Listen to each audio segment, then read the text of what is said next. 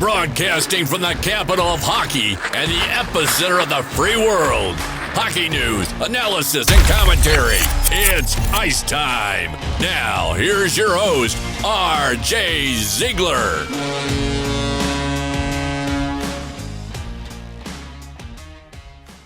All right, everyone. Welcome back. Episode 2 of the 24-25 season. This is Ice Time. I'm RJ Ziegler, joined again with the play-by-play voice of the Patriots juniors, Justin Richards. Justin, thank you for coming back. RJ, thanks for having me back. Absolutely. So here we are. It is game weekend. First games of the season.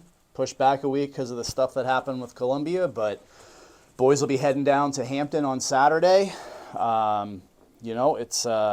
It's always kind of an exciting time when the season gets started. You never really know what to expect. This season, lots of turnover with all of the players that have moved on to college or Tier 2 or, different levels of higher level hockey.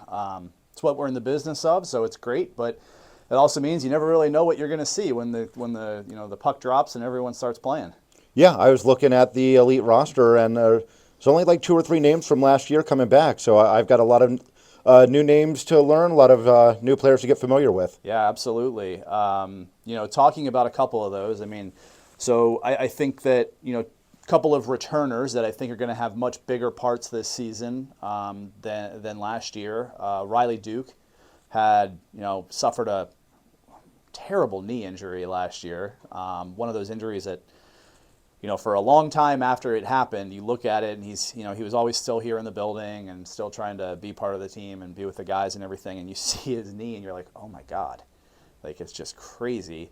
And then Braylon Cox, last year is kind of a depth guy, and seeing him here in training camp, he's even skating with Premier some.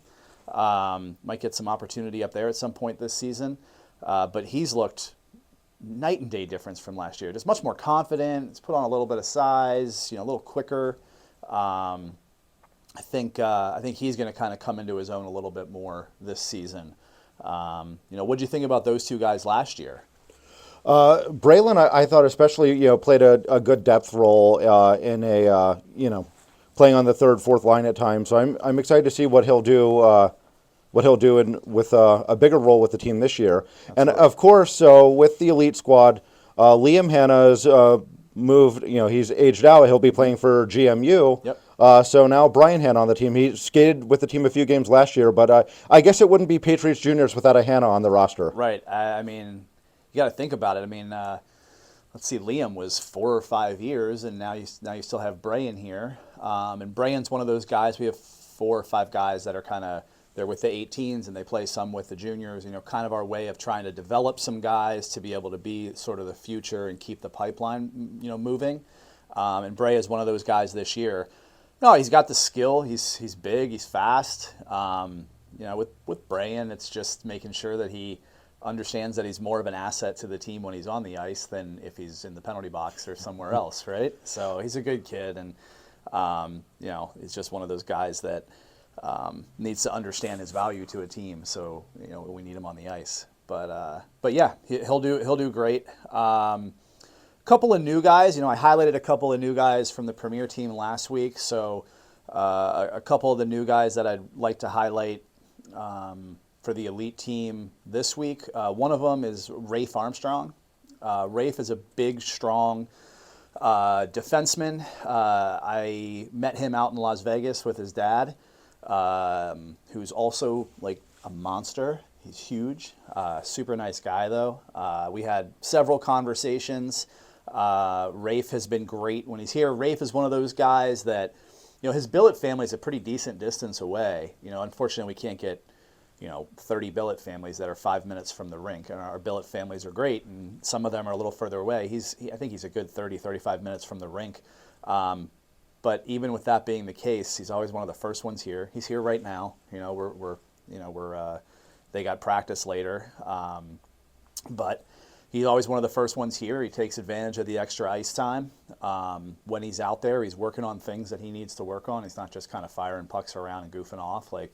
A bunch of the guys get together and they work on footwork drills and, defensemen walking to the middle with their heads up and getting pucks to the net and keeping pucks in the zone and different things like that. So you see he's got the drive, and And he's a mature, responsible kid. I think he's one of those kids that you look at and you're like, this is the future of the program the next couple of years. Like he's someone that you can kind of build things around because he's got the hockey IQ, he's got the physicality, he's got the ability, but he's also, we talk about character all the time. He's a great character kid. So really looking forward to seeing him play. And then Jacob Kaliga. So you remember his brother? I do. Yeah. I believe my first season here, his brother was playing. Yep. So he's a legacy player. He's got family that played here, and now he's with us. It's funny. So when Joey came down with him at the first look camp and introduced him and everything, he introduced him as Beef, and he was like, "This is Beef," and I'm like, "This is what?" Wait, and he's like, "Yeah, we call him Beef," and I was like, all right, not sure I'm going to be calling him Beef, but fine. And so we're talking, and his game on the ice is beefy, right? Like it's he loves the physicality. Like he's going to pop you if he gets the chance.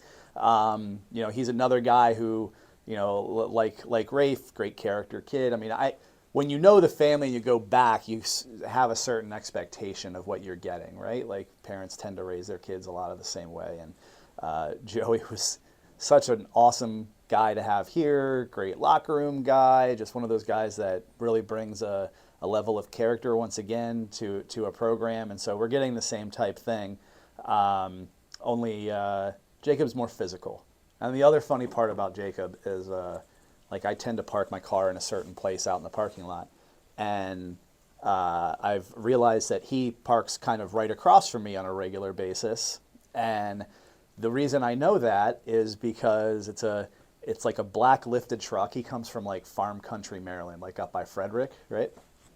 So it's a big lifted truck, and the front license plate says Beef. So it's hard to miss when he's in the building. But again, I think he's a guy that he could possibly see some premier time too this year. But he's one of those guys that the elite team is going to lean on real heavy to start with, and then we'll see how the season progresses, whether he sees some time with Premier. Well, I really enjoy the physical game. I like black and blue hockey, so I'm certainly looking forward to seeing what he offers on the ice. Yeah, absolutely. And so you mentioned Armstrong, you mentioned Kaliga, a couple character guys. So I assume you think they'll be in leadership roles for the team, like possibly with letters on their jerseys? Well, that's not. So I don't micromanage. Well, that's something that the coaches will decide, yeah, of course. Yeah. So I don't micromanage that stuff. The coaches will decide that. It's tough for the coaches when it comes to like giving out season A's. Like those season A's, especially for the elite team, they need to be someone who's consistently in that locker room, right? So if you kind of feel like, 1 or 2, 3 times if a guy gets pulled up to Premier and given a chance, that's fine. But if you feel like a guy's going to be kind of like an up and back and they're going to see a decent amount of time in both, it's tough to give them a letter because it could be a third, half the time when they're not in the locker room really performing those leadership tasks. And yeah, it's an opportunity for other kids to step up and be leaders and demonstrate those leadership skills, but I think having some consistency with those captains is important. Mm-hmm. So yeah, it's a decision with Premier. Literally across both teams, the only person that I know that has a letter is Yovi. Yovi's the captain of the Premier team, third-year player. We talked about him last week, kind of the quintessential captain. So I think that, when I coached, I didn't even necessarily name my captains before the first games. I might have put a C on someone's jersey just because if you get a ref who's kind of a stickler for things and doesn't even want to talk to someone unless they have a letter on their jersey, like maybe I'd throw a C on someone's jersey for the first weekend just so that it was there. But I really wouldn't. You want to see who walks the walk, right? Like you want to see who really demonstrates the leadership skills in the good times, the bad times, the tough times, the easy times. Like, you want to see that, when you jump out in a game and things aren't going well and you're down 2 goals in the first 5 minutes and something just the things are kind of coming off the tracks. Who's stepping up and keeping things positive and leading by example and going out and setting the tone, right? And I think that's how you really start to you monitor what the guys are doing off the ice, who's always here on time, who's always making sure guys are doing the right things in the locker room or talking to guys in drills and making sure they're doing the right thing. You look at all of that, but you also want to see how they carry themselves on the ice and on the bench, body language, all of that stuff. And I think it's kind of tough to make a decision sometimes until you really get to see all of that stuff. Absolutely, right? yeah. It's a lot harder to take a letter off someone's jersey than it is to put it on. So we'll see. I'm not exactly sure when they're going to decide that, but it's always been something I left to the coaches since I stepped off the bench. Yeah, I mean we'll see. There's definitely a lot of good candidates for it. I think Cox would be a good candidate, but again, if he's going to start seeing some Premier time, that might be a difficult thing. So we'll see. But yeah, other than that, I mean, the opponent, Hampton, what did you think of Hampton last year? A couple years ago they were down. I think they're making progress towards getting back closer to where they were. Of course, they double dipped, I believe, my first or second season doing this, winning both the Elite and Premier National Championship. Yeah, that was some years ago, but you're right. Yeah. They did. Yep. So, I mean, obviously they've been at the top. I think they're steadily progressing back towards that. Of course, their elite goaltender last year, Berthalden, I believe he moved on, so they're going to have a big hole to fill in net. But, I think Brad's, definitely putting things in the right direction down there. Yeah, Jonesy does a good job. Like, they have a lot of irons in the fire, so to speak.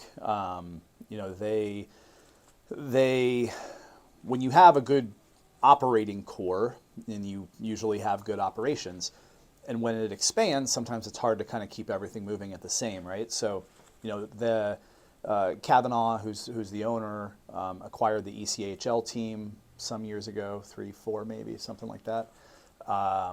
And so it's kind of stretched resources around a little bit. But I think last year, especially as the season progressed, they started getting better. I mean, they gave us a run for our money in the playoffs.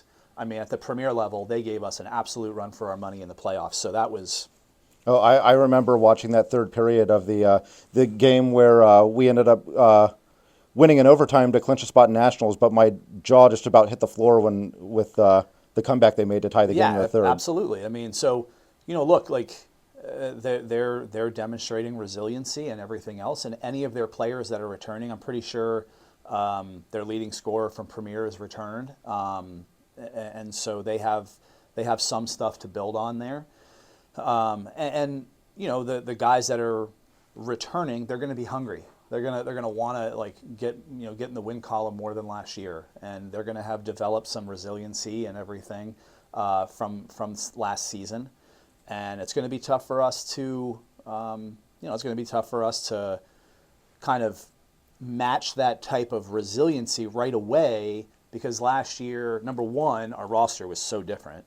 Like, I mean, our turnover this year is crazy, but we didn't have that same type of, like, we won a lot of games last year. I mean, we were into like almost Christmas only having lost, like, between the two teams, like 3 games, something like that. That's unheard of. I already had the talk with our guys, like, this is a different season. Like, the expectation is completely different. Like, you can't ride the success of teams from years past. You have to trailblaze yourself, right? You have to get yourself on the map, and you have to get people to be, to not want to play the Potomac of this season and not worry about what's happened in the past. But I think there comes, there's probably a little bit of, expectation that, hey, Potomac's going to come out and do the same as they did last year.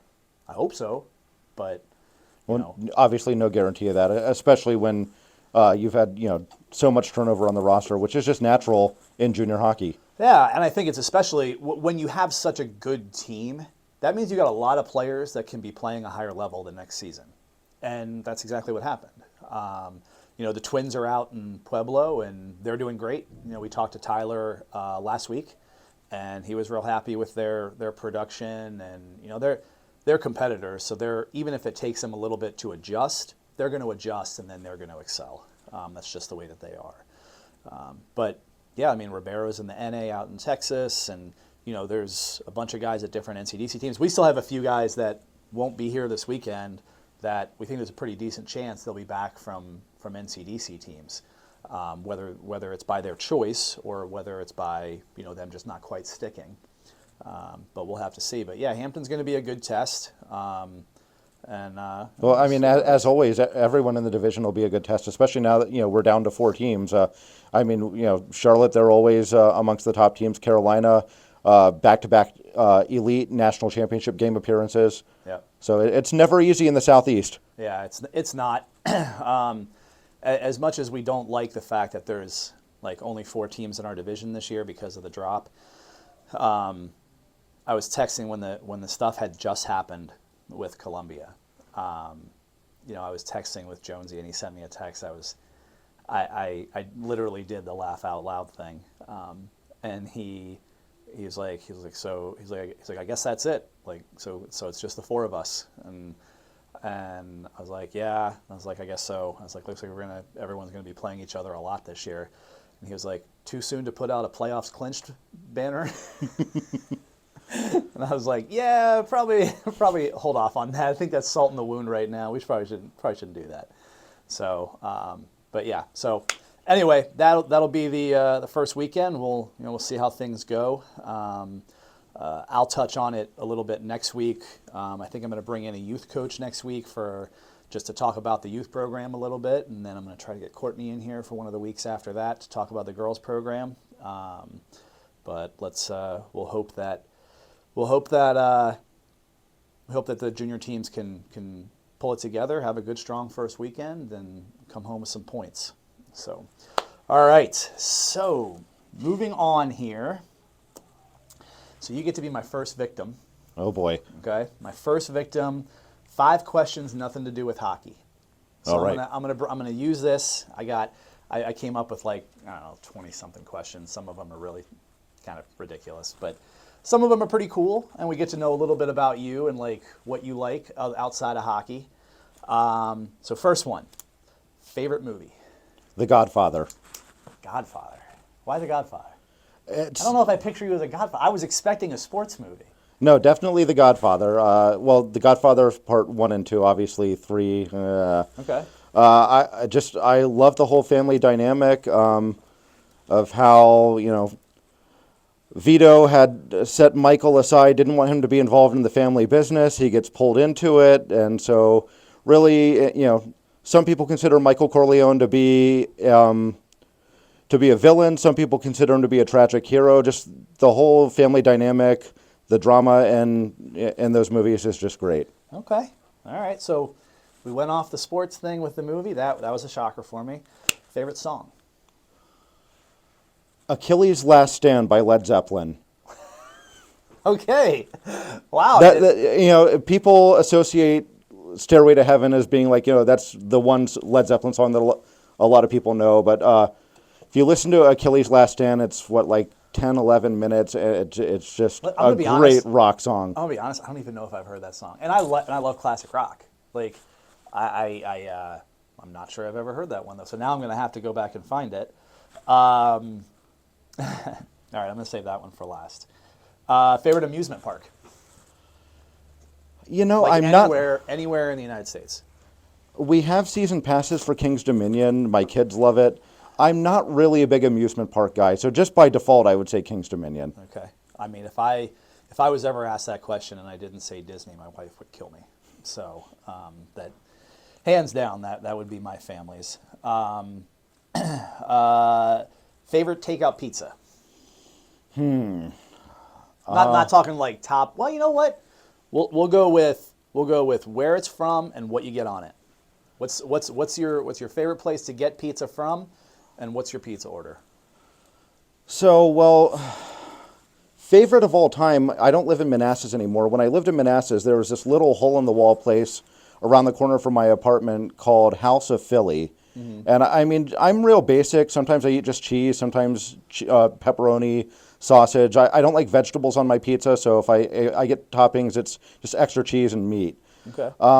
It's been a while since I've lived in Manassas. I'm out in Warrenton now. Joe and Vinny's is my favorite pizza in Warrenton. All right. Yep. Can't say that I've been there, but I'll take your word for it. All right. Last question of the 5 questions, nothing to do with hockey.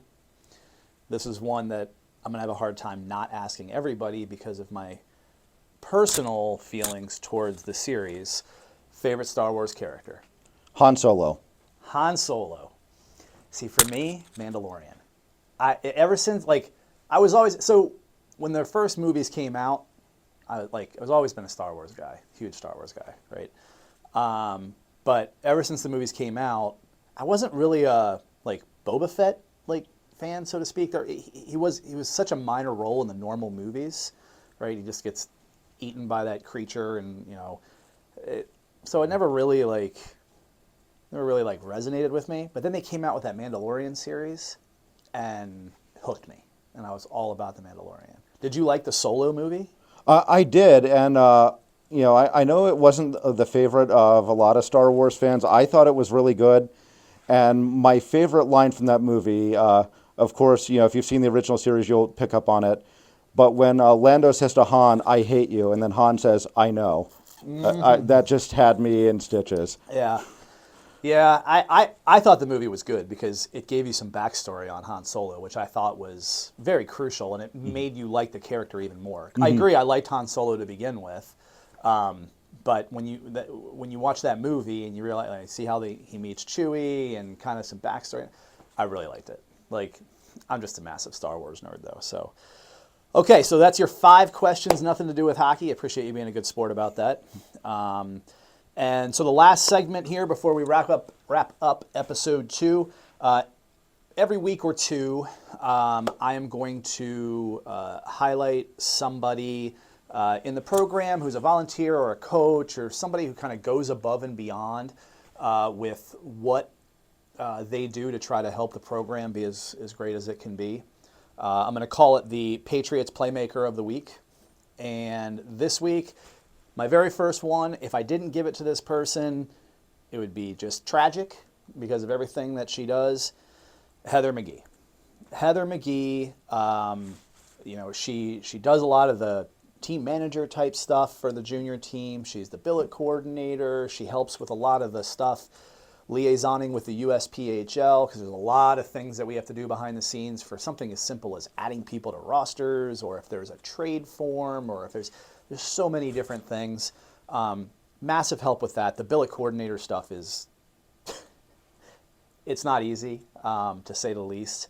But then in addition to that, she's a team manager always for 1, sometimes 2 youth teams or if her kids are playing on. This year, fortunately, both of her kids are on the U18s.